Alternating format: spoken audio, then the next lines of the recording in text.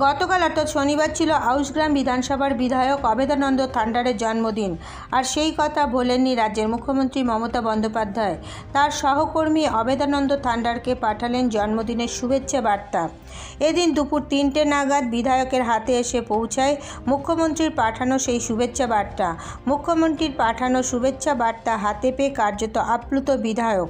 এছাড়াও এদিন গুসকরায় বিধায়ক কার্যালয়ে একটি সুদৃশ্য কেক কেটে আউশগ্রাম বিধানসভার বিধায়কের জন্মদিন পালন করলেন দলের নেতা কর্মী ও সমর্থকেরা। উপস্থিত ছিলেন আউশগ্রাম 1 ও 2 নম্বর ব্লক তৃণমূলের সভাপতি অরূপ সরকার ও শেখ আব্দুল লালন।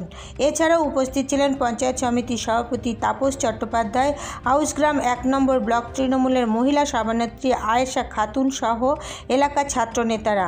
এদিন বিধায়ক নিজের জন্মদিন উপলক্ষে বননবগ্রাম ব্লক প্রাথমিক স্বাস্থ্যকেন্দ্রে গিয়ে নিজের হাতে রোগীদের ফল ও মিষ্টির প্যাকেট তুলে দেন।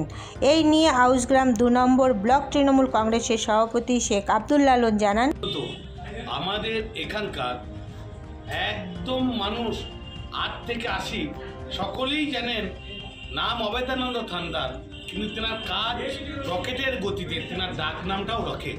তাই তেনার আজকে জন্মদিনে আমরা সকল মিলে এসে এখানে হাজির হয়ে ভগবান এবং আল্লাহ তাআলার কাছে প্রার্থনা করছি যে এইরকম মানুষ যেন আমরা অনেক দিন ইনাকে জীবিত হিসাবে আমরা দেখতে পাই।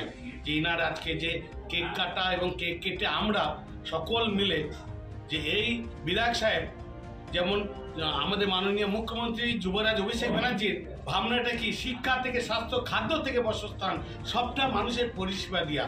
তাই এই বিধায়ক সাহেব আমাদের সকলকে নিয়ে আউশগ্রাম 1 এবং 2 দুই সভাপতি এবং পঞ্চায়েত সমিতির সভাপতি এবং একনিষ্ঠ কর্মীদিকে নিয়ে আমরা যে হসপিটাল আছে আমাদের বননবগ্রামের, সেখানে যে গরিব দুঃখী হসপিটালে যে পেশেন্টরা রয়েছেন, গর্ভবতী মায়েরা রয়েছেন, তেনাদেরও কাছে গিয়ে ফল মিষ্টি দিয়ে আমরা এই যে বিধায়ক সাহেবের জন্মদিনটা তেনাদিকে নিয়ে উদযাপন করছি, যে আমরা যে এইরকম মানুষ যেন আমরা অনেক দিন এই পৃথিবীর বুকে তেনাকে দেখতে পাই।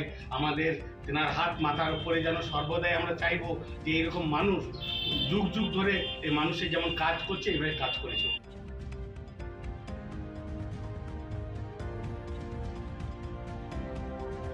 এরপর নজর রাখুন আমাদের পরবর্তী খবরে।